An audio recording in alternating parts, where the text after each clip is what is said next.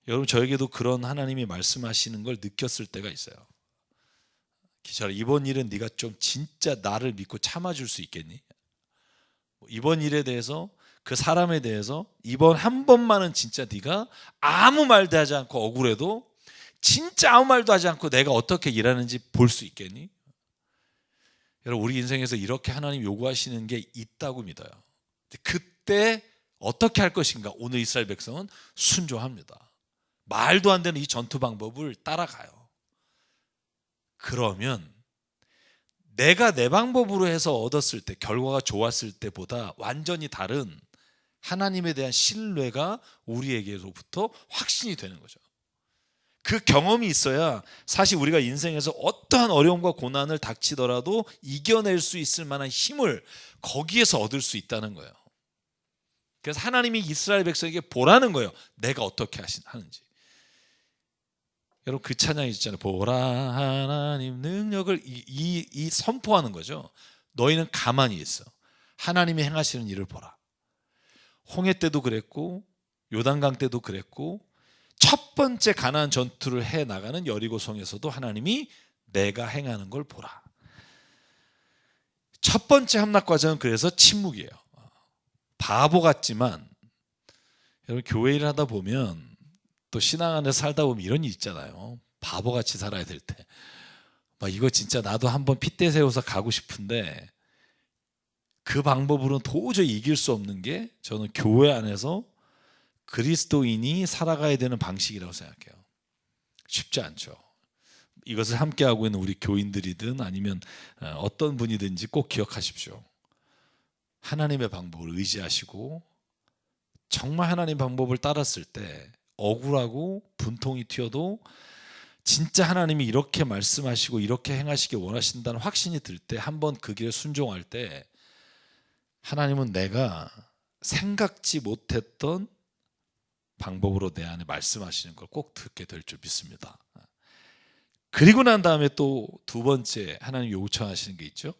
4절과 5절인데 제가 읽겠습니다. 같이 읽죠. 시작. 제사장 7명을 수량불 나팔 7개를 들고 궤 앞에서 걷게 하여라. 이레째 되는 날에 너희는 제사장들이 나팔을 부는 동안 성을 7번 돌아라. 제사장들이 수량불 나팔을 한번 길게 불면 백성은 그 나팔 소리를 듣고 모두 그 함성을 질러라. 그러면 성벽이 무너져 내릴 것이다. 그때 백성은 일제히 진격하여라. 아멘. 제가 5년 전에 이 말씀을 나눌 때 그랬어요. 한 100만 명 정도의 사람이 한 번에 데시벨, 같은 데시벨로 함성을 질렀을 때 이 성이 무너질 만한 진동이 나타난다. 이게 이제 어떤 연구 결과에 있어 제가 여러분에게 보여드린 적이 있는데, 오늘 한꺼번에 함성을 질러라. 여러분 여기에는 무슨 의미가 있을까요? 한번 생각해 보시다. 한꺼번에 소리를 질러라. 이게 무슨 진동의 주파수와 뭐 성이 무너지고 이런 거에 대한 의미도 있지만, 하나님이 나팔을 길게 불 때 모든 사람이 한꺼번에 외쳐라. 여기에는 신앙적으로 또 다른 의미가 있을 수 있는 것 같아요. 뭐가 있을 수 있을까요? 우리 왜 한꺼번에 지르라 그랬을까요?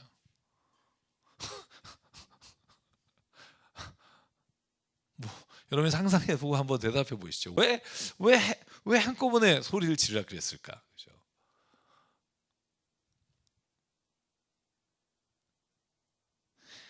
여러분 함성은 왜 지르죠? 여러분에게 한번 왜 지르죠? 어떨 때 지르죠? 살면서 함성 지를 일이 뭐 운동했더라 군대에서 전방을 향해 10초간 함성, 뭐 장전, 뭐 발사, 뭐 이건데, 여러분 부를 때 있잖아요. 어떤 때 막 부르죠? 두 개 중에 하나예요. 그러니까 예를 들면 운동회나 이런 때 막 뭐 경기에서 여러분 우리가 축구 경기를 막 응원할 때 와 막 왜 지르죠? 힘을 주려고 할 때 지르잖아요. 막 너무나 다운이 됐을 때 막 오히려 막 힘내라고 지르기도 하고, 아니면 막 공격해 나가는 축구 선수가 있으면 막 신나서 빨리 막 골을 좀 넣었으면 하는 막 함성, 힘을 모아서 함성을 지르죠. 근데 또 어느 때 지르죠? 저는 좀 완전히 다른 차원에서 소리를 지를 때가 있어요. 어떤 사람 위험에 처했을 때 그 사람을 보고서 혹은 그 위험을 처하게 한 사람이나 차를 보고서 소리를 지르잖아요. 예를 들어서 막 갑자기 차가 와서 사람을 치려고 그런다고 와 소리 지르, 나도 모르게 소리가 나오잖아요. 그죠? 그러니까 함성이라는 건 사실은 내가 어떤 위기의 순간이나 아니면 내가 가장 바라는 일이 이루어졌으면 했을 때 소리를 치게 돼 있단 말이죠. 그러니까 저는 하나님이 오늘 이 7일째 되는 날 함성을 질러라 할 때 하나님이 원하시는 게 뭘까? 저는 이스라엘 백성이 하나님, 내가 이 성이 무너지고 하나님이 이 땅을 주시는 역사가 이루어지기를 내가 진짜 갈망합니다. 그리고 여기서 하나님 여리고성을 무너뜨리지 못하면, 제가 사진 보여드렸죠. 여리고성은 첫 번째 관문이에요. 당신이 말씀한 가나안 땅에 우리가 들어갈 수 없습니다. 이 모든 갈망과 하나님 앞에 이 모든 위기의 이 순간에 하나님을 향해서 하나님 말씀하시는 그때에 한 번의 그 마음을 외치는 것을 통해서 하나님은 얼마나 이스라엘 백성이 하나님이 말씀하신 가나안 땅을 취하고자 하는 갈망이 있는지를 저는 하나님께서 보시기를 원하셨다고 생각해요. 대충 소리 질러라 이게 아니에요. 오늘 보면 함성을 질러라, 그죠? 모두 한꺼번에 나팔을 듣고. 그러니까 예를 들면 이런 거예요. 뭐 나팔을 딱 할 때 와 이게 아니에요. 오늘 본문에 보면 나팔을 길게 한번 불면 나팔 소리 듣고 한꺼번에 확 소리를 지르는 거죠. 하나님, 내가 이걸 진짜 원합니다, 뭐 이런 거예요. 여러분 기도원 가서 기도할 때 여러분 막 쥐야 외치잖아요. 왜 그러죠? 뭐 안 그러면 못 듣나요? 하나님 뭐 쥐야 그럼 못 듣고 막 쥐야 그러면 듣고 막 하나님 귀가 잘 안 들리셔서 그거 아니잖아요. 하나님은요 속으로 해도 들으신다 했어요. 심중에 말하는 걸 들으시는 분인데 왜 소리를 지를까? 그건 하나님이 들으라고 소리를 지르는 게 아니에요. 내가 얼마나 갈망하는지, 내가 얼마나 하나님 이거로부터 벗어나고 싶은지, 하나님 내가 이것 때문에 얼마나 힘든지 내 갈망함과 내 소원을 두고 지르는 거란 말이죠. 여러분, 때로는 우리가 하나님 앞에 이런 모습을 보여야 할 때가 있어야 된다고 생각해요. 하나님, 내가 죄에서부터 진짜 벗어나고 싶습니다. 막 죄야 나를 좀 제발 여기서 벗어나게 해주십시오라고 내 갈망, 하나님을 향한 내 통곡, 내 외침,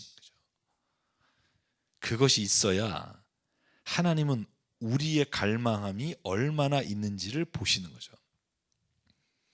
여러분, 점잖게 기도하는 분 있잖아요. 그리고 시끄럽게 기도하는 거 싫어하시는 분 이해해요. 뭐 저는 사람이 살아온 환경이나 여러 가지를 보면 그럴 수 있다고 생각해요. 근데 한번 생각해 보실래요? 내가 사랑하는 자녀 혹은 내가 정말 원했던 일이 정말 바닥을 치거나 엉망이 돼갈 때 여러분 침묵으로 기도하는 게 가능할까요? 나도 모르게 눈물이 나고요. 붙잡고 울게 되고요. 하나님을 향한 갈망도 그와 같은 거죠. 그러니까 누구에게 보이기 위해서 소리치고 기도하는 건 제가 볼 때는 가장 신앙에 있어서 어리석은 거고요. 내 안에 있는 갈망이 하나님께 호소될 만한 그런 기도 제목을 가지고 나갈 때 오늘 여리고성을 하나님께서 무너뜨리신다는 거죠. 제가 퀴즈 하나 낼게요. 그러면 우리가 가끔 이런 얘기 들어요. 여리고성 함락할 때 한 번도 싸우지 않고 함락했다, 이런 말 자주 듣잖아요. 맞을까요? 틀릴까요? 왠지 의도가 있는 것 같죠, 이승종 목사님, 그죠? 맞을까요? 틀릴까요? 한 번도 안 싸우고 여리고성을 함락했다. 맞을까요? 틀릴까요?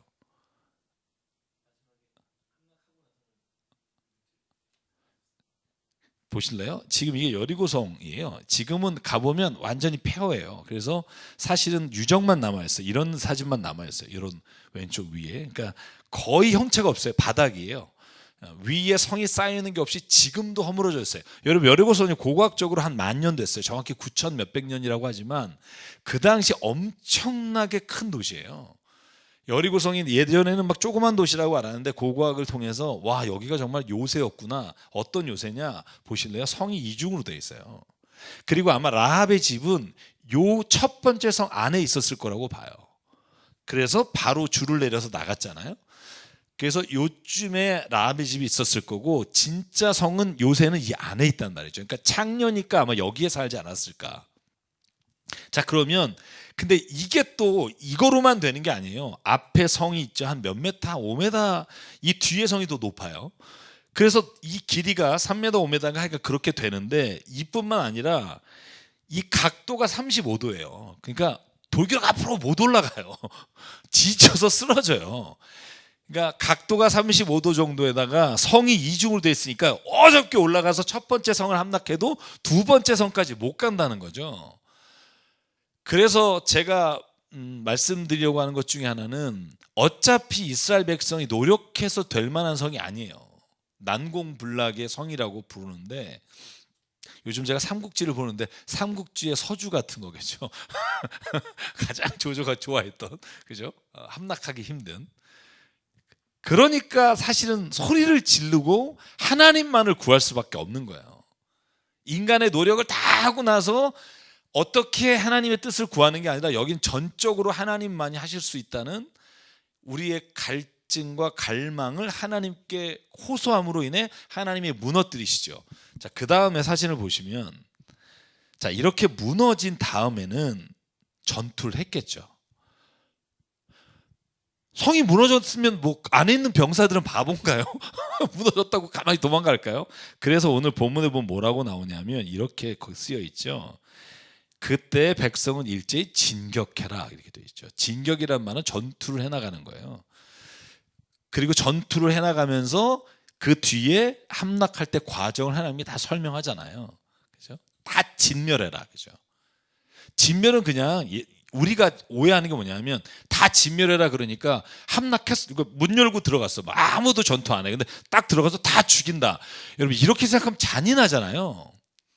그게 아니라 성벽이 무너졌어요. 그리고 안에 있는 군사들과 예전에 성벽을 뚫는 것만 해도 여러분 얼마나 힘들어요. 막 돌을 쏴야 되고 막 정면에 문을 막 계속 활 맞아 죽어가면서 왜 문 뚫고 들어가는데 이건 헐려졌으니까 자연스럽게 들어가서 전투를 해오는 사람들을 진멸하라는 말이에요.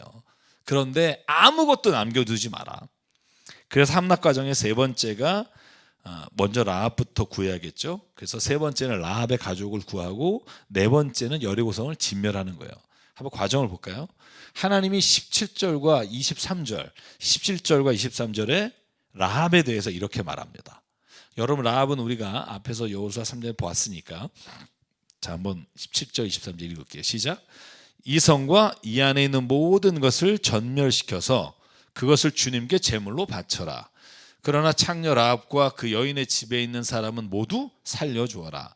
그 여인은 우리가 보낸 정탐꾼들을 숨겨주었다.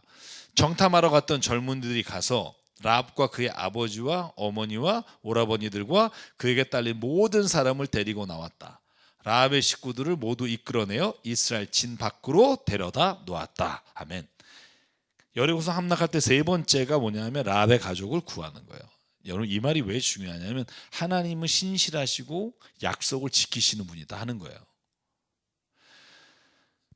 여러분 우리가 신앙생활하면서 가장 힘들 때가 뭐냐면 하나님의 신실함을 의심할 때예요.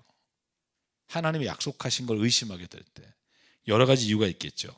내가 원했던 일들을 하나님께서 주신 확증이라고 생각하고 했는데 그 일이 안 돼. 그죠? 저는 오늘 이 라합의 일을 통해서 하나님은 적군의 창녀로 살아간 한 여인이 하나님의 일에 쓰임받음으로 그에게 약속했던 것을 지켜주신다고요. 이게요 아무것도 아닌 것 같지만 여러분 그 집에 빨간색 깃발을 내놓고 여러분 이스라엘이 와서 우리만 살려주기를 기다리고 있는 사람을 성경에 보면 지금 3번 나와요. 라합을 꼭 구해라. 그러니까 하나님은 만약에 라합을 안 구한다 그래서 생각해 보실래요? 라합 안 구한다 그래서 여러분 이스라엘 백성이 여리고성 함락하는데 아무 문제가 없어요. 아니 거기 무슨 창녀가 한둘이었겠어요? 그 한 여자 미안해 내가 약속을 못 지켰어 뭐 이러면 되는 거잖아요. 그런데 오늘 보면 그 여인 하나로 인해 아버지와 어머니와 오라버니와 딸린 모든 사람을 하나님이 구원하셨어요.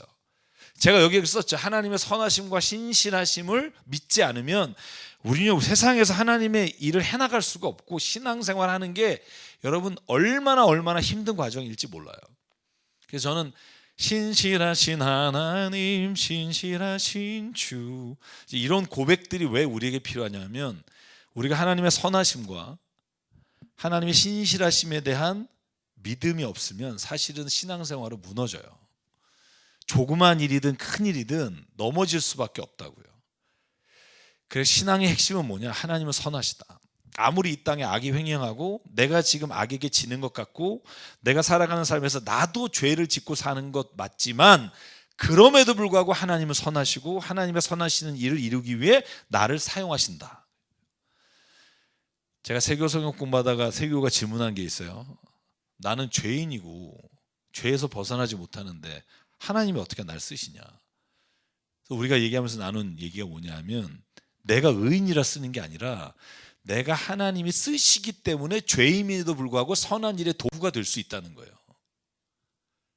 여러분, 우리가 의인이고 깨끗해서 하나님 우리를 쓰신다. 쓸 사람 뭐 누구 있겠어요? 우리 목사님들이나 나나 뭐 하나님 뭐 그래서 쓰시는 게 아니라 죄인인 걸 고백하고 내가 죄인인 걸 알죠.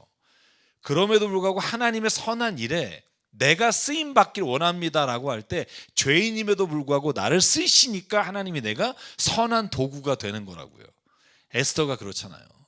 그 여인 왕후가 깨끗하고 완벽하고 하나님 앞에 정결해서 쓰는, 아니요, 마지막 순간까지 모르드게에게 뭐라고 말해요? 나는 안 되고 이거 내가 가면 죽습니다. 그런데 그가 하나님 원하시면 내가 그냥 쓰임 받겠습니다. 죽으면 죽으리라. 그냥 이 하나님을 향한 죄인임에도 불구하고 하나님께 쓰임 받겠습니다라고 말할 때 하나님의 선한 일에 내가 쓰임 받는 거예요. 내가 선해서가 아니라. 저는 그래서 오늘 아무리 어려운 삶의 과정에 있더라도 우리의 변하지 않는 신앙의 확신은 하나님은 선하시고 그가 약속하신 것을 지키시는 trust, faithful, 하나님은 우리에게 신실하신 분이십니다. 저는 이 고백을 우리도 해나가기를 원합니다. 아무리 힘들어도 이 고백이 우리가 살아가는 힘이 되고요, 신앙에 있어서 이것이 결국은 우리를 승리하는 삶으로 이끌어 가고요. 네 번째로 제가 말씀드린 대로 여리고성 함락 과정 마지막은 뭐냐 하면 여리고성 진멸과 불태우는 거예요. 제가 아까 말씀드렸죠. 가만히 앉아있는 사람들 가서 다 죽인 게 아니고요, 그 안에서 일어나는 전투를 통해서 전쟁의 과정에서 다 죽이고 그 남아있는 모든 것까지 다 죽이라고 말해요.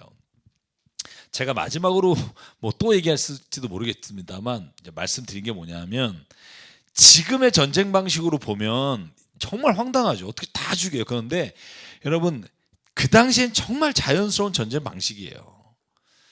제가 뭐 좀 요즘 삼국지에 빠져 있습니다만 임진왜란이라 삼국지를 보면 제가 여러분 한번 말씀드렸죠. 이순신 장군도 일본 사람들의 목을 베서 그 목의 숫자대로 상금을 받았다고요. 그 상금을 명나라 장군에게 대신 줘서 마지막 노량해전 전에 이순신 장군이 퇴각하는 일본 놈을 쫓아갈 때 명나라가 도와준 이유는 아무 명분이 없지만 이순신 장군이 그 일본의 장수의 목을 명나라 사람들이 벤 것으로 해서 그 나라에서 상금 받게 해주셨기 때문이에요. 쉽게 말하면 목을 베는 일은 끔찍한 일이죠. 그런데 조선왕조 600년 동안 일어났던 전쟁만 해도 불과 1000년 전에도요, 이런 전쟁 방식은 아주 자연스러운 거라는 거예요. 근데 여러분, 이거 갖고 시험 들 이유는 없다고 생각해요. 하나님이 죽이라라고 하는 말씀하시는 그 부분이 우리가 생각하기에 하나님이 막 그냥 죽여라라고 생각하기가 그렇지만 그 당시에는 전쟁에서 승리하거나 전쟁에서 이긴 나라와 그 종족이 그 상대방의 나라와 종족에 대해서 행하는 일들이 지금의 기준으로 보는 것이 아니라 그 당시의 기준으로 보면 이건 그냥 어떤 전쟁에서나 일어날 수 있는 일이라는 걸 기억해야 됩니다. 지금의 잣대로 그때를 평가하는 것 때문에 시험 드는 건 어찌 보면 우리가 좀 어리석은 일이라고 생각이 들어요. 근데 이걸 신앙적으로 한번 보자고요. 그러면 하나님 외에는 어떤 것도 의지하지 않겠다고 모든 것들을 싹 정리하는 거예요. 거기에 남아있는 것들 중에 좋은 게 얼마나 많겠어요. 근데 이걸 우리가 안 차지하겠다는 건 우리가 이제는 정말 여기에 눈에 보이는 것이 아니라 하나님이 원하는 걸 내가 취하며 나가겠습니다. 은이나 금이나 노시나 철로 만든 그릇만은 주님의 집에 금고에 넣겠습니다 라고 이렇게 하나님께서 말씀하신 것은 하나님 앞에 드려지는 어떤 제물과 하나님 앞에 쓰여지는 성전에 쓰여지는 것들과 이런 것들, 뭐 여기엔 성전에 쓰이지 않겠습니다만 하나님을 위해서만 이것을 쓰고 우리를 위해서 쓰지 않겠습니다라는 결단의 표시라고 봐요. 그러니까 여러분, 이건 정말 신앙적으로 보면 오늘날도 마찬가지예요. 우리가 죄의 씨앗을 남겨두면 언제나 이것이 내 곁에서 나를 찌르는 칼이 돼요. 이게 여러분, 가나안을 다 점령해 가면서 가장 많이 나오는 단어가 뭐예요? 아모리 족속을 남겨둬서 그것이 이스라엘 백성에게 다시 칼이 돼서 그들을 힘들게 하는 거죠. 남겨둔 죄의 씨앗들이 결국 우리를 괴롭히는 거예요. 그러니까 하나님이 전멸하라 했을 때 그 전멸의 의미는 하나님이 그렇게 전멸해서 기분 좋은 게 아니라 너희들이 유혹받을 수 있고 너희들이 죄에 빠질 수 있게 만드는 것들을 제거함으로 인해 하나님이 너희를 정결하게 지키시기 원하신다. 사실 이 의미로 이 말씀을 받아들이지 않으면 이해하기 어렵습니다만 하나님은 그렇게 되기를 원하시는 거죠. 자, 그래서 6장은 이렇게 마무리됩니다. 여리고서 함락을 했어요. 완전한 승리로 끝났어요. 그런데 여호수아서에 나온 그 수많은 전투 중에 딱 한 번의 패배, 아이성의 패배가 7장에 나와요. 제가 지난번에 서론을 말씀드리면서 이렇게 얘기했죠. 아이성의 패배가 오히려 이스라엘 백성이 가나안 땅의 나머지 모든 전투를 승리할 수 있게 이끌었던 하나님의 훈련 방식이었다라고 생각하는 이유는 고난과 어려움을 통해 이스라엘 백성은 진짜 전쟁에서 중요한 게 뭔지를 깨달았다는 거죠. 여러분, 저는 그래서 여호수아 7장을 시작하기 전에 드리고 싶은 말씀은 우리 인생에서 실패가 있어요. 그리고 아이성처럼 황당하게 아니 이게 안 돼라고 하는 일이 있다니까. 그런데 그 일이 어떤 사람에게는 교훈이 돼서 남은 인생 동안 실패하지 않는 밑거름이 되는데 어떤 사람에게는 그 전쟁의 실패가 아무런 도움이 되지 않는 사람이 있어요. 그 차이가 뭐냐 하면 하나님의 말씀과 하나님이 행하신 일에 민감하느냐 아니냐, 그 차이가 있다고 봐요. 민감하느냐 아니냐. 자, 한번 그럼 여호수아 7장을 볼까요? 아이성에서 왜 패배하는지 4절 5절을 볼게요. 자, 아이성을 이제 요 앞에 지금 요약하면 이런 거예요. 뭐 아이성을 대군을 보낼까 그랬더니 정탐꾼이 갔다 와서 뭐 저긴 그냥 3,000명만 보내죠. 뭐 껌입니다. 이렇게 얘기한 거예요. 뭐 죄송해요. 잠 깨시라고. 껌입니다. 그러니까 그래? 3,000명만 보내? 야, 여리고 성도 함락했는데 그리고 3,000명 보내요? 어떻게 돼요? 가서 36명이 죽고 패배하고 돌아와요. 여러분, 얼마나 황당하겠어요? 그런데 오늘 여기에서 아이성에서 패배를 했는데 여호수아를 비롯한 이스라엘 백성은 깨닫지 못해요. 심지어 제가 그 다음 장면을 보여드리면 여호수아는 하나님을 원망해요. 아모리 손에 넘기려고 여기를 데려왔느냐, 차라리 우리가 요단강 동쪽에 살았으면 좋지 않겠느냐, 하나님 앞에 여호수아가 원망을 해요. 왜? 몰랐기 때문이에요. 뭘 몰랐느냐? 자기의 죄가 뭔지를 몰랐기 때문에.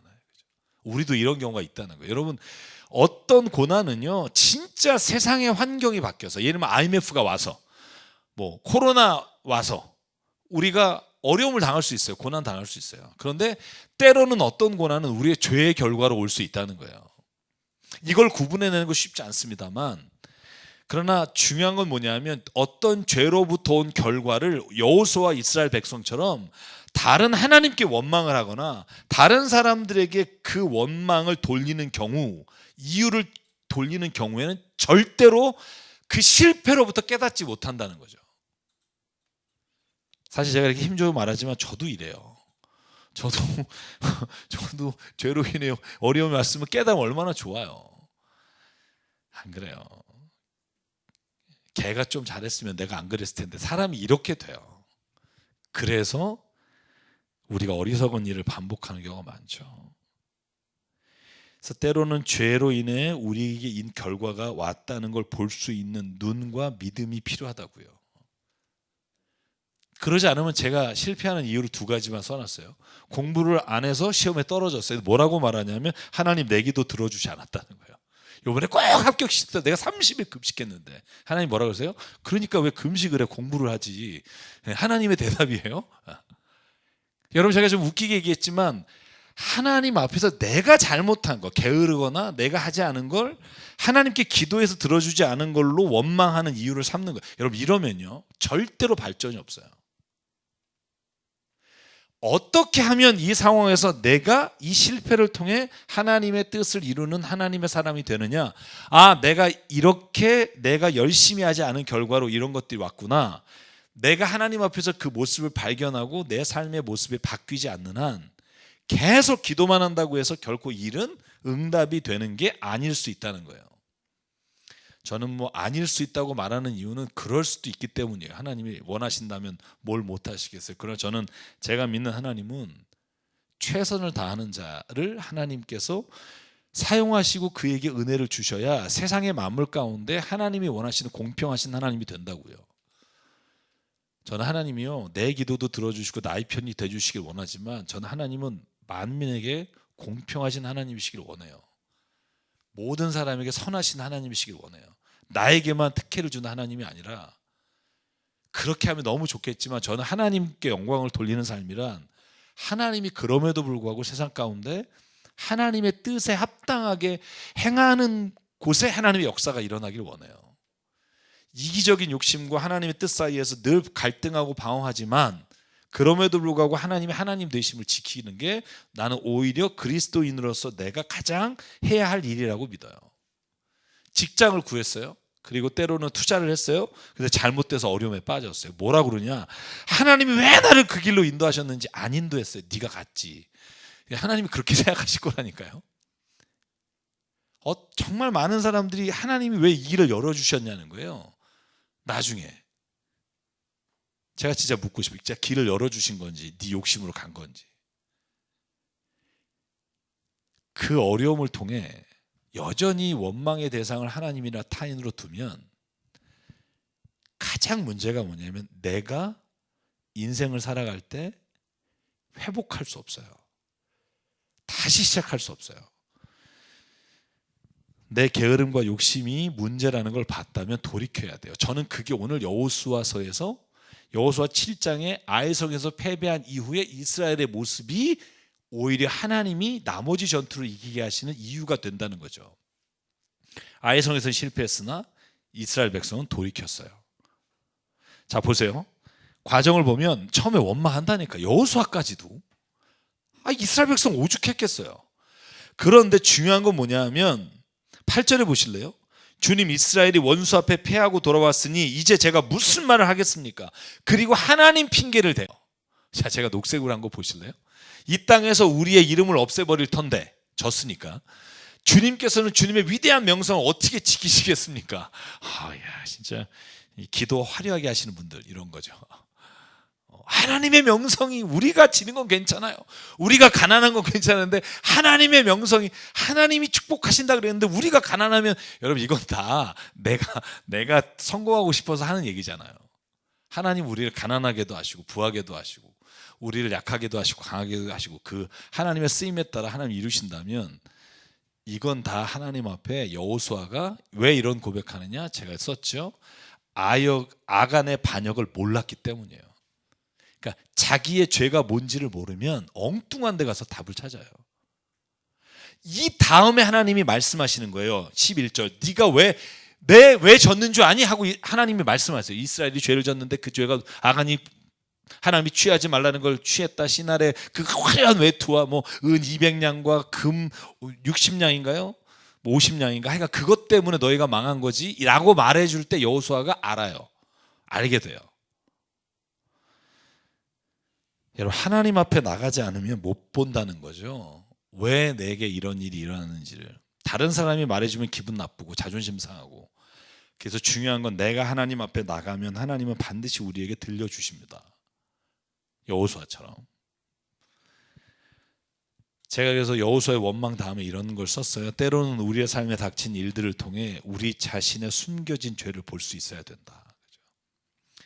이것만큼은 그냥 내 영역이라고 생각했던 그걸 하나님이 내게 일어난 일을 통해 보게 하시는 것도 은혜라는 거예요. 이 죄 때문에 나온 결과가 아니어도. 쉽게 말하면 코로나가 뭐 때문에 왔다 다 이유가 분분할 거예요. 근데 이걸 통해서 내가 지금까지 하나님 앞에서 숨겨뒀던 그 죄로 인해 나에게 이런 일들을 연결해서 볼 수 있는 눈이 열리면 그건 내게 유익하다는 거예요. 하나님이 오늘 이걸 보게 하시려고 하나님이 코로나라는 걸 나에게 주셨을 수도 있겠구나라고 내가 볼 수 있게 되는 게 은혜고, 다시 영적으로나 회복될 수 있는 기회가 될 수 있다는 거죠. 그런데 여전히 이게 중국 때문에 왔고 뭐 때문에 왔고, 여러분 이 원인을 파악하는 게 나쁘다는 게 아니에요. 이거 물리적으로, 그리고 우리가 세상적으로 방법과 이유를 찾아야겠죠. 그런데 우리에겐 영적인 차원이 있잖아요. 그걸 발견해내는 건 어느 누구도 줄 수 없어요. 제가 세교 성경 공부 이번 주에 성경에 관해 말씀드리면서 이런 얘기 드렸어요. 왜 성경을 읽어야 하냐. 제가 성경 읽고 성경을 달달달달달 막 날아 외우고 막 그럴 때 어떤 사람이 내게 와서 그러더라고요. 비아냥거리면서, 야, 너 한국 역사도 모르는 놈이 성경은 왜 이렇게 읽냐. 제가 그날부터 화가 나가서 한국 역사를 공부하기 시작했어요. 근데 제가 세교분들에게 말씀드린 게 뭐냐면 근본적으로 달라요. 우리가 이스라엘 역사를 공부하는 이유와 한국사나 중국사나 세계사를 공부하는 이유가 근본적으로 달라요. 그걸 알아야만 우리가 성경을 읽는 의미를 발견할 수 있어요. 그게 뭔 줄 아세요? 그게 뭘까요? 그걸 모르면 성경을 아무리 읽고 누가 왜 읽니라고 했을 때 답할 수가 없어요. 성경은요, 이 세상을 살아가는 사람들이 자기에게 일어난 일을 어떻게 하나님 안에서 그걸 바라보고 그걸 통해 깨닫게 되었는지를 기록하고 있는 게 성경이에요. 예를 들면 조선왕조 실록이라든가 중국의 삼국지라든가 무슨 세계 모든 역사는 딱 한 가지 서술을 해요. 뭐냐면 이 나라가 이렇게 돼서 이렇게 해서 망했다, 이렇게 해서 흥했다, 이렇게 해서 뭐했다라고 말하지만 성경은 그렇게 말하지 않아요. 성경은 다윗이 실패했다, 다윗이 전략을 잘못 썼다, 다윗이 호색에 빠졌다가 아니라 다윗이 하나님의 뜻을 따라 살지 못했기에 하나님께서 이런 일을 주셨다라고 세상에 살아가는 사람들의 삶을 하나님 안에서 볼 수 있게 한 유일한 책이란 말이죠.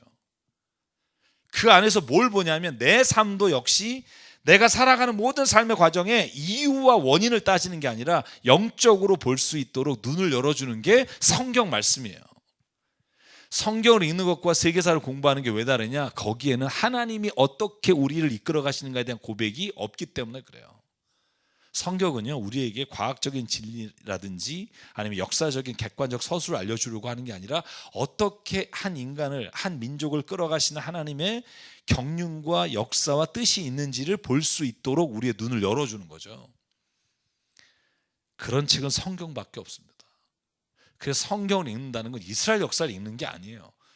그 역사를 통해서 나를 읽는 거고, 우리 민족의 역사를 읽을 수 있어야 하고, 우리가 살아가는 앞으로의 삶의 길을 읽을 수 있어야 되는 거. 그게 저는 오늘 우리 인생에 닥친 걸 통해 나의 죄와 하나님의 뜻을 볼 수 있는 거. 그래서 결국은 여호수아와 이스라엘 백성은 회개하게 돼요. 자, 마지막으로 넘어갈게요. 하나님이 그래서 말씀하십니다. 하나님을 원망하는 여호수아에게, 야, 너 왜 졌는지 아직도 모르니? 너희가 죄를 졌기 때문이야. 나에게 바쳐야 될 물건을 도둑질하여 가져갔으며 거짓말을 하면서 그 물건을 자기 재산으로 만들었다. 12절, 그래서 이스라엘 자손은 원수를 대적할 수 없었고 원수 앞에서 패하여 물러섰다. 그들이 자청하여 저주를 불러들여서 그들 스스로가 전멸시켜야 할 물건이 되었기 때문이다. 너희들 가운데서 전멸시켜 나 주에게 바쳐야 될 물건을 없애지 아니하면 내가 다시는 너희와 함께 있지 않겠다. 그래서 하나님께서 오늘 말씀하신 걸 한마디로 요약한다 그러면, 제가 빨간 글씨를 쓴 거예요. 가장 중요한 핵심은 하나님의 것을 나의 것으로 만들었다는 데 있어요. 여러분, 이게 제가 여기도 썼지만 돈, 자녀, 명예, 이게 하나님이 우리에게 의탁해서 소명으로 주신 걸 내 것이라고 여기는 순간 우리의 인생은 패배한다는 거죠. 아이성의 패배는 이런 의미를 가지고 있어요. 여러분, 우리 인생에서도 우리 게 아니잖아요. 자녀도 내 게 아닌데 내 기준과 내 혈기와 내 생각으로 키우고, 내가 번 돈이 내 게 아닌데 하나님께서 내게 맡겨주신 것인데 내가 그것을 내 마음대로 쓸 때 일어날 수 있는 일을 오늘 여호수아의 아이성 전투를 통해서 하나님이 우리에게 보여주신다고 믿습니다. 그래서 기억하십시오. 오늘 하나님의 응답은 너희가 죄를 졌기 때문이다. 그래서 오늘 이스라엘 백성이 파멸의 근원을 발견해요. 그리고 파멸의 근원을 해결해요. 이 두 가지만 보고 마칠게요. 그래서 하나님께 물어보고 뭘 하냐면 제비를 뽑아요. 제비를 뽑았더니 오늘 아간이라고 하는 사람이 뽑히게 돼요. 그래서 아간에게 물어봐요. 너가 무슨 일을 했길래 하나님이 이렇게 우리로 하여금 아이성에서 패배하게 하셨니? 그때 아간이 솔직히 말해요. 자, 뭐라고 말하죠? 20절 같이 한번 21절까지 읽을게요. 시작. 아간이 여호수아에게 대답하였다. 제가 진실로 주 이스라엘의 하나님께 죄를 지었습니다. 제가 저지른 일을 말씀드리겠습니다. 제가 전리품 가운데서 시나리에서 만든 아름다운 외투 한 벌과 은 200세겔과 50세겔이 나가는 금덩이 하나를 보고 탐이 나서 가졌습니다. 보십시오. 그 물건들을 저의 장막 안 땅 속에 감추어 두었는데 은을 맨 밑에 두었습니다. 여러분, 이스라엘 백성의 반역, 아간의 죄로 인해 이 일이 일어났다는 걸 봐요. 근데 여러분 보실래요? 시날의 외투 한 벌. 시날이 어디죠? 성경의 창세기 10장 10절을 보면 시날이 바벨론이에요. 바벨론 지역이에요. 그 지역에서 온 진짜 화려한 외투, 얼마나 멋있었으면, 그죠? 그리고 은 200세겔에 금 50세겔이에요. 이거에 눈이 멀어서 사실은 아간은 목숨을 잃어요. 그런데 보십시오. 신약에 와서도 여러분 물질 때문에 죽는 사람이 있잖아요. 누구죠? 그죠? 그들이 하나님 앞에 바치기로 하는 것을 안 바친 것 때문에 죽는 게 타당하냐 아니냐 뭐 이런 얘기 나중에 하고요. 예를 들어서 하나님 앞에 우리가 가장 유혹을 받는 게 뭘까? 돈이에요. 물질이에요. 왜냐하면 우리가 살아가는 세상은 자본주의 시대이기도 하지만 그 이전에도 마찬가지로 소유한 것이 그 사람을 상징하기 때문에 그렇죠. 원인을 발견했어요. 그런데 오늘 이 원인을 발견하고 여호수아는 담대하게 과감하게 처단을 해요. 자, 처단을 어떻게 하냐면 여호수아는 세레아드 아간과 그 은과 외투와 금덩이와 그 아들과 딸들, 소들과 나귀들, 양들과 장막과 그의 딸의 모든 것을 이끌고 아골 골짜기로 갔다. 온 이스라엘 백성도 그와 함께 갔다. 여호수아가 말했다. 넌 어찌하여 우리를 괴롭게 하느냐? 오늘 주님께서 너를 괴롭히실 것이다. 그러자 온 이스라엘 백성이 돌로 쳐서 죽이고 남은 가족과 재산도 모두 돌로 치고 불살랐다. 그들은 그 위에 큰 돌무더기를 쌓았는데 그것이 오늘까지 있다. 이렇게 하고 나서야 주님께서 맹렬한 진노를 거두셨다. 그곳 이름을 오늘까지 아골 골짜기라고 부른다. 아골, 근심이란 뜻이죠. 그래서 아골 골짝 빈들에도 복음 들고 가오리니. 제가 보여드릴게요. 아골은요 베들레헴과 예루살렘 사이에 있어요. 그래서 그걸 사진을 찍어보면 여기가 아골 골짜기입니다. 아골 골짜기는 이제 골짜기 사이에 바람이 불어요. 이스라엘은. 그래서 갈릴리가 호수잖아요.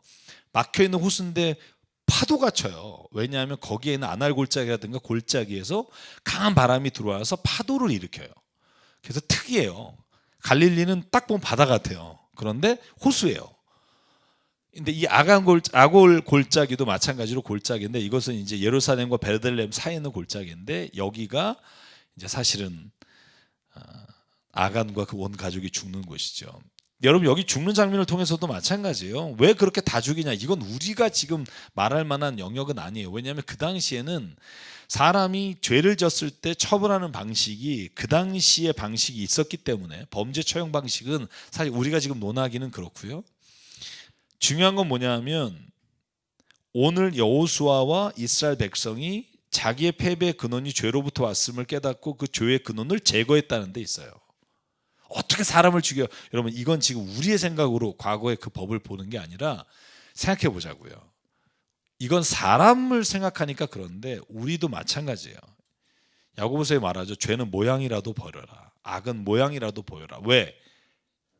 사실 그 모양이 있는 한 계속해서 유혹을 받는 거죠.